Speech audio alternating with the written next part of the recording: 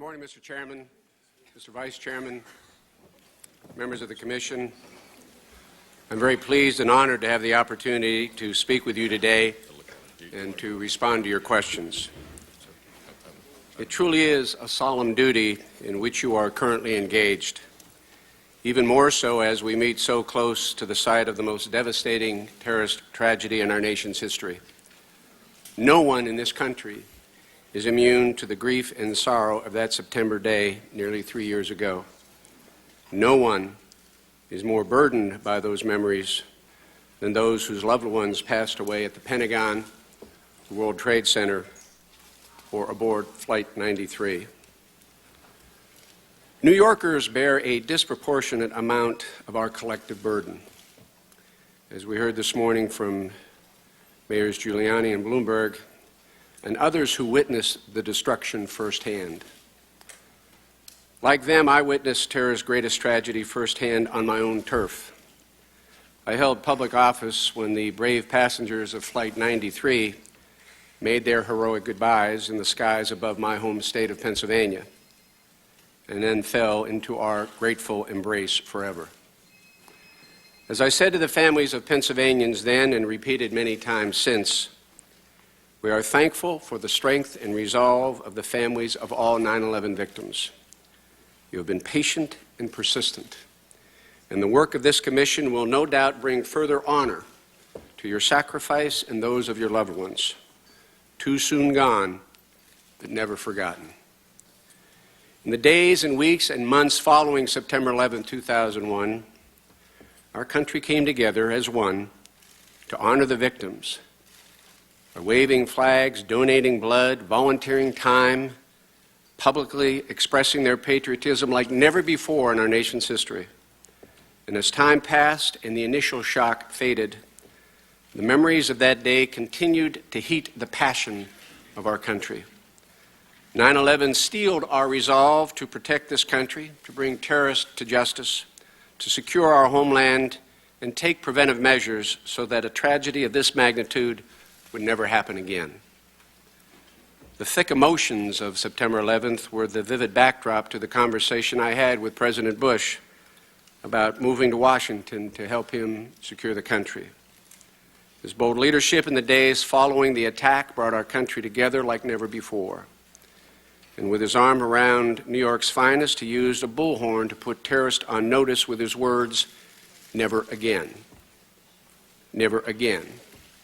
His resolve and the resolve of this nation is unwavering. We share his sense of duty to this country and to the families, friends, and fellow citizens of everyone we lost.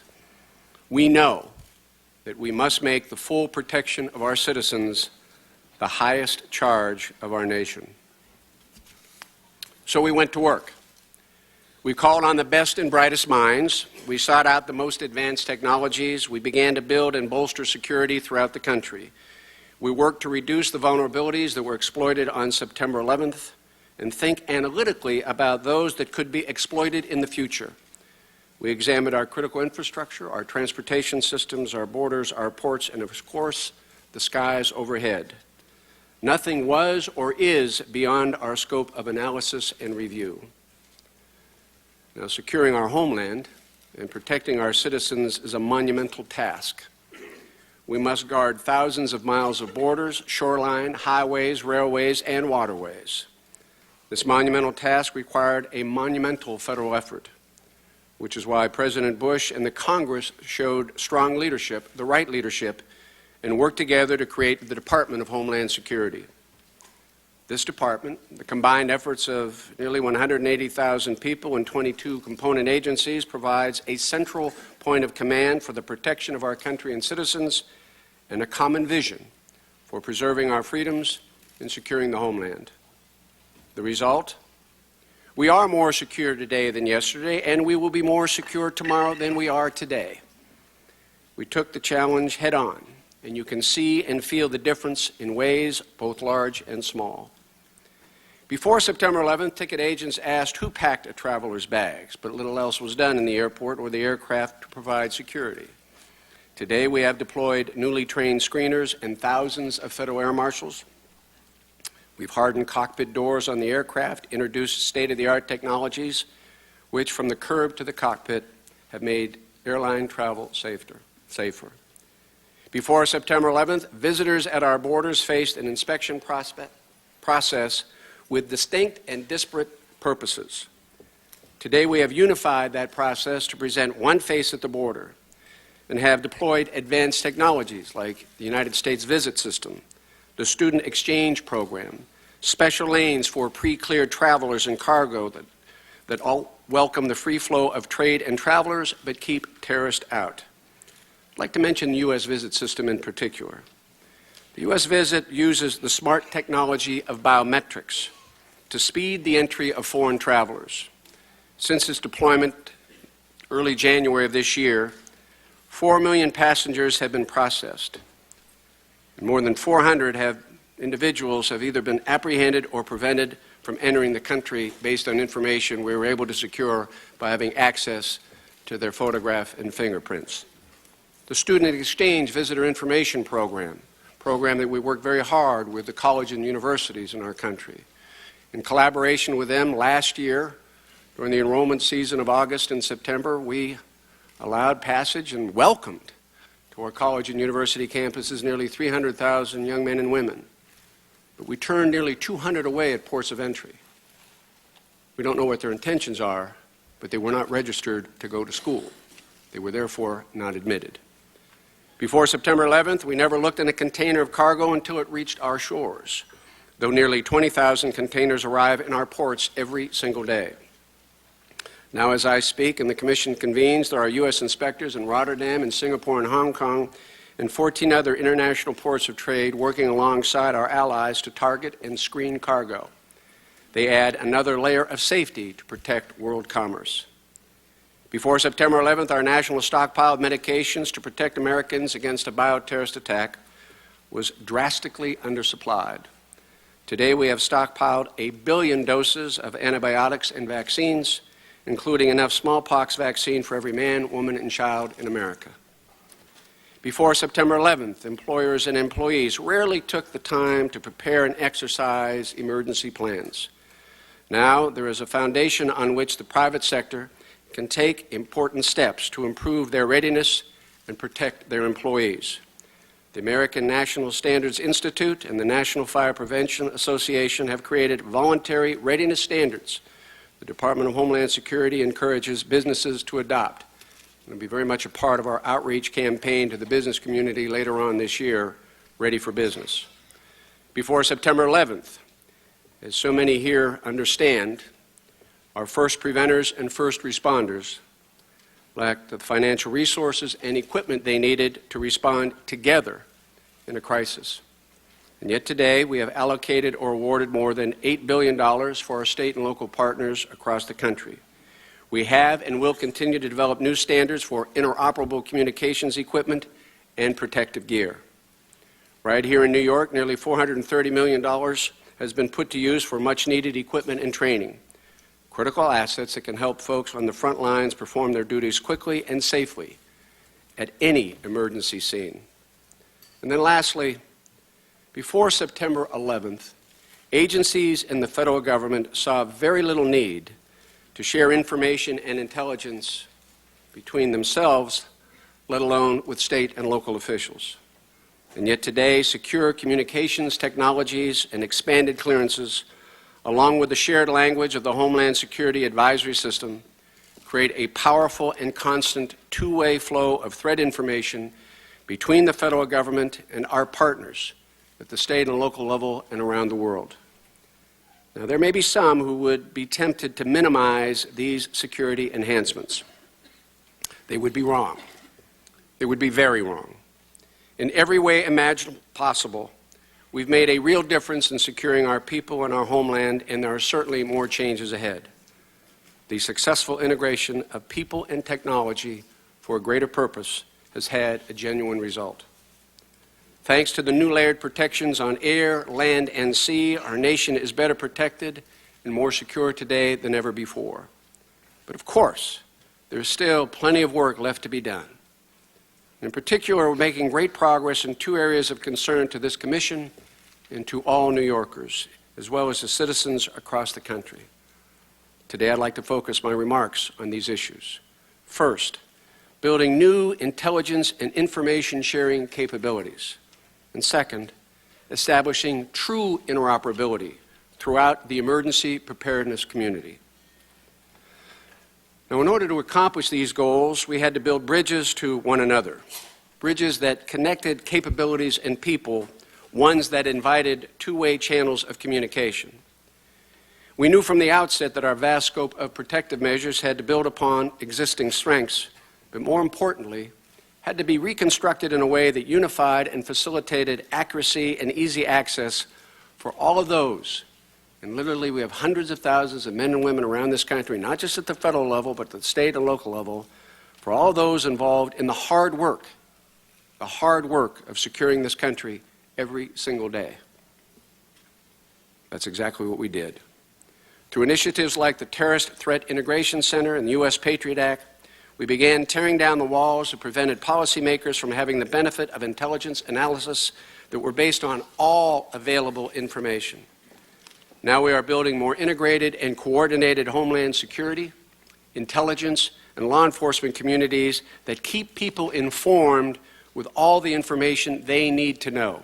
Sometimes it's not actionable information, but as we get information at the federal level that may be relevant to a community somewhere down the line, somewhere down the road, it's incumbent upon us to reach out and share that information with them. So they have a data bank. They have a base of information upon which we may call upon them to act in the future. We began dismantling roadblocks that once prevented communication between the federal government and our partners in states and cities and counties and towns across America, not to mention our international partners. Now we are replacing them with an active, multi-layered communication system between all levels of government all around the world that enhances cooperation and the sharing of information and resources. We began to eliminate the old obstacles that divided the tremendous capacities and capabilities and resolve of thousands of security professionals, from police officers to sheriffs and firefighters to EMTs. Now we are enhancing the abilities of first responders with interoperable standards for communications and equipment, so that those on the front lines of Homeland Security can do their jobs to the best of their abilities with the tools they need to succeed. Knowledge and information is the foundation of our effort to secure our borders and our country. The Department has made widespread coordination and information sharing the hallmark of our new approach to Homeland Security. And we have developed new tools for communication that reach horizontally across all federal departments and agencies, and then vertically to our partners at the state, local, territorial, and tribal levels. First, we interface with all components of the intelligence community, including the Terrorist Threat Integration Center, in order to synthesize, analyze, and apply information collected literally from thousands of sources, ranging from electronic surveillance to human reporting. Now, let me be very clear. The Department of Homeland Security is not specifically in the traditional intelligence collection business, although many of our component agencies collect significant amounts of information, some of which is relevant to our charge to prevent a terrorist attack. But we are definitely in the analysis and application business, in the solution business. We turn this information into action and implementation by sharing it with our partners at the state and local level and the private sector. This happens primarily under the umbrella of the Homeland Security Advisory System.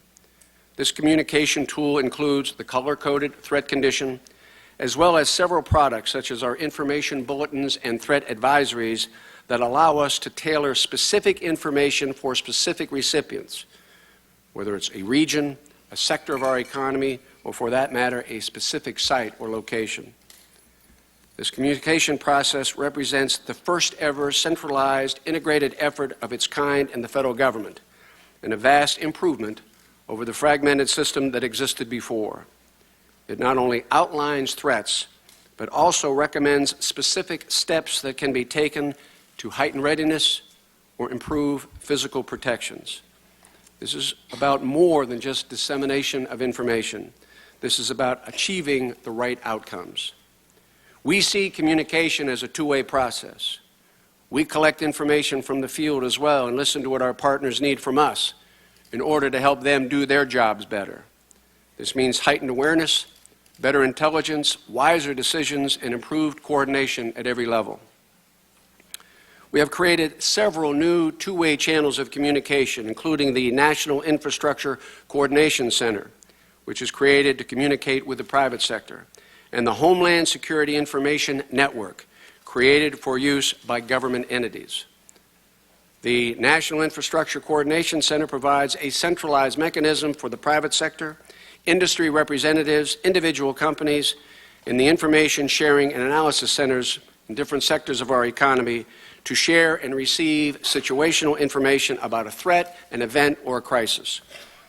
Now, the Homeland Security Information Network is a real-time, internet-based collaboration system that allows multiple jurisdictions, disciplines, and emergency operations centers to receive and share the same intelligence and the same tactical information so that those who need to act on information have the same overall situational awareness. This year, we've expanded this information network to include senior decision makers such as governors, Homeland Security advisors, and the emergency operations centers in all 50 states, territories, and major urban areas. And by the end of the summer, we will have achieved real-time nationwide connectivity. Pure and simple, more information, more integration, better coordination. Both of these important communication networks support the Homeland Security Operations Center, a 24-hour, 7-day-a-week nerve center that enables the department to monitor activity across the country. It's important to note, these are tools of prevention, tools designed to stop an attack before it ever takes place. Now, achieving this kind of coordination throughout the first responder community is one of the greatest challenges facing our country. So many people here today know that part of the tragedy of September 11th was that equipment didn't work across jurisdictions and disciplines. We've learned that fire department radios couldn't transmit to police department radios. Brave firefighters rushing in from other cities and even neighborhoods were in some cases unable to assist because the couplings that attach hoses to hydrants simply wouldn't fit. They weren't compatible. This problem has to be fixed, and there is both an immediate as well as a long-term solution. There are immediate steps the department can take in the short term while we focus everyone's attention on a long-term integrated solution to overall interoperability.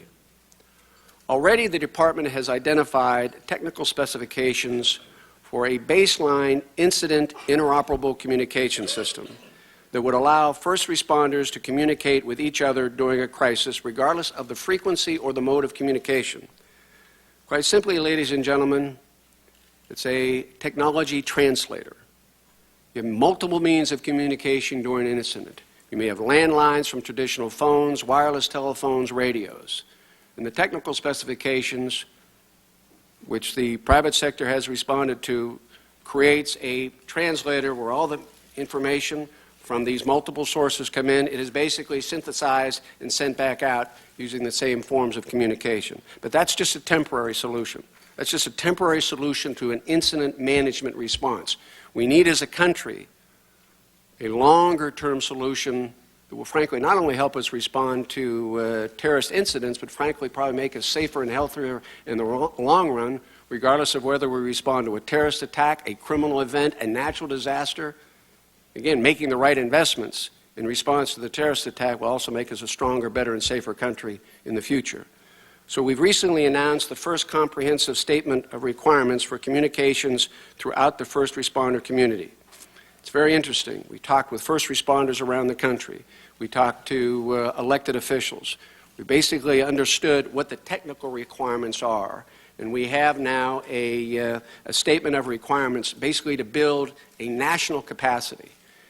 And we've already had 5,000 hits, dozens if not hundreds of companies taking the technical requirements down from the internet saying, we think we can help you find a long-term solution to interoperability.